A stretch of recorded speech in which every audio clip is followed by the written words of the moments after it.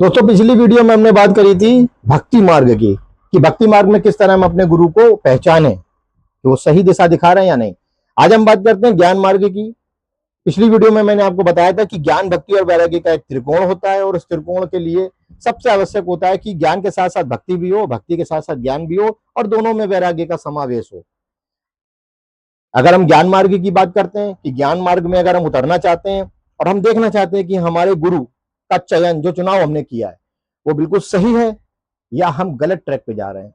इसके लिए आपको देखना पड़ेगा कि आपने जिसको गुरु बनाया है उनको उपनिषद का और भारतीय दर्शन का, 6 भारतीय दर्शन, उनके गूढ़ रहस्यों का अर्थ मालूम है या नहीं, या वो भी यूट्यूबर हैं जिस तरीके से यूट्यूब में हम रटी रटाई बातें करके आगे निकल जाते हैं वीडियो बनाने के पर्पज से, या वो हमें इसके गूढ़ रहस्यों के विषय में और हमारे मानव जीवन के व्यवहारिक रूप में उसको किस तरह से समावेश किया जाए उसके विषय में बता पाते हैं या नहीं। जैसे अगर हम बात करते हैं उपनिषद की, तो आदि शंकराचार्य जी, उन्होंने 10 उपनिषद पे अपने भाष्य लिखे, लेकिन उपनिषद 108 है, उन्होंने 10 का चयन किया है। उसके बाद हम जब दर्शन की बात करते हैं तो हमारे सांख्य दर्शन हो गया, योग दर्शन हो गया, न्याय दर्शन हो गया, वैशेषिक हो गया, पूर्व मीमांसा हो गया और वेदांत ब्रह्म सूत्र हो गया। तो अगर हम ज्ञान मार्ग में उतर रहे हैं तो हमारे लिए बहुत जरूरी है कि हम उपनिषद और दर्शनों से ना हटें, क्योंकि सारा का सारा ज्ञान सनातन धर्म का वेद, उपनिषद और दर्शन में ही समाया हुआ है, लेकिन वो कोड में समाया हुआ है। वो सीधा सीधा जिस तरीके से लिखा होता है उस तरीके से नहीं होता है। तो हमारे लिए बहुत जरूरी है कि हमें अगर इसमें आगे बढ़ना है, हमें तत्वदर्शी बनना है, हमें आत्म तत्व को जानना है, तो हमें यह जानना पड़ेगा कि जो हमारे ऋषि मुनियों ने उपनिषद और दर्शनों में जो बातें कही हैं उसके पीछे उनका उद्देश्य क्या था। आज हम उनको उसी तरीके से नहीं अपनाएंगे जिस तरीके से उन्होंने बोला है, क्योंकि आज युग चेंज हो चुका है। आज हम लोग कलयुग के एंड में बैठे हुए हैं, तो हमको जानना पड़ेगा कि किस भाव से और किस चीज को दिमाग में रख करके उन्होंने वो बातें वहां पे लिखी थी। जैसे कुछ प्रश्न हम अपने जो भी हमारे गुरु हैं उनसे पूछ सकते हैं। हिरण्यगर्भ के विषय में पूछ सकते हैं कि हिरण्यगर्भ क्या है, हिरण्यगर्भ की स्थिति क्या है, हिरण्यगर्भ का जन्म जो हुआ है वो क्यों हुआ है, हिरण्यगर्भ क्यों आया है, और हिरण्यगर्भ से किस प्रकार विराट पुरुष की उत्पत्ति होती है, और जो विराट पुरुष के बारे में पुरुष सूक्त में ऋग्वेद में दिया हुआ है उसका वर्णन क्या है और उसका व्यवहारिक उपयोग हमारे जीवन में क्या है। हम उनसे पूछ सकते हैं कि सूक्ष्म शरीर, स्थूल शरीर, लिंग शरीर और कारण शरीर के बारे में हमें पूरी तरीके से बताइए।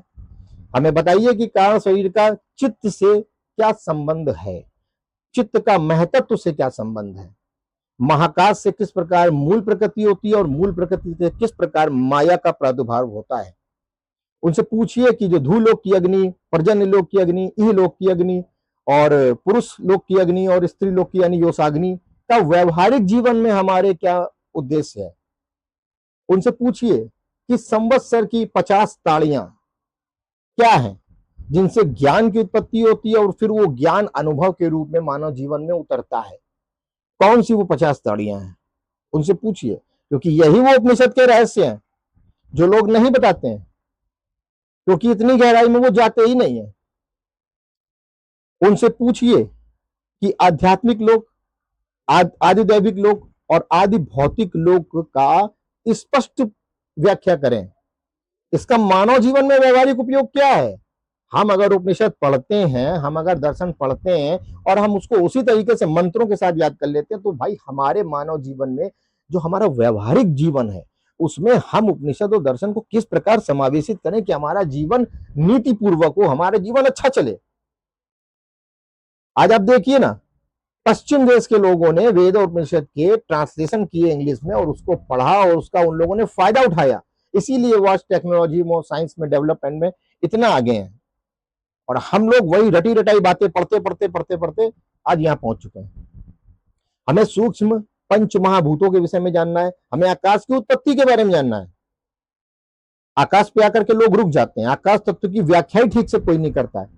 क्या आकाश तत्व है, क्या आकाश तत्व से किस प्रकार जो है वायु तत्व की उत्पत्ति होती है, और वायु तत्व को हम जो प्राण बोलते हैं तो वो किस प्रकार प्राण बोलते हैं, क्यों बोलते हैं प्राण उसको, और शब्द जो आकाश तत्व का जो गुण होता है शब्द, वो क्यों है, उस शब्द का कोड क्या है, वो क्यों शब्द बोला गया है। अगर पृथ्वी तत्व का गुण धर्म जो है वो गंध बताया गया है, तो वो गंध क्यों बोला गया है, उसकी वजह क्या है, इसके विषय में जानना हमारा बहुत जरूरी है।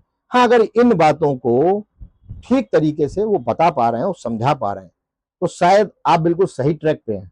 और अगर वो नहीं बता पा रहे हैं, तो आप समझ लीजिए कि उनको जब खुद ही नॉलेज नहीं, तो वो आपको क्या बताएंगे। और अगर आपने उनको गुरु बना लिया है, तो मेरी बात पे यकीन करिए कि आप नास्तिक हो जाएंगे।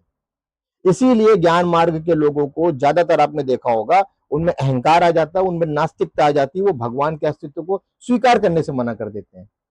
और भक्ति वाले जो हो जाते हैं, जो भक्तिमय हो जाते हैं, वो अद्वैत को स्वीकार करने से घबराते हैं।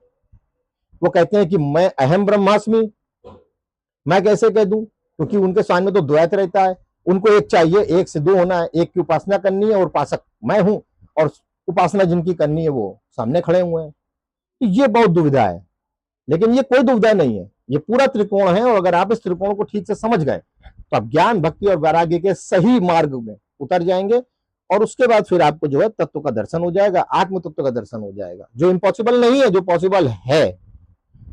तो दोस्तों, मिलते हैं अगली वीडियो में। अगली वीडियो में हम आपको बताएंगे कि किस तरीके से हम इन पूरे आध्यात्मिक त्रिकोण का एक सही संतुलन बना सकते हैं।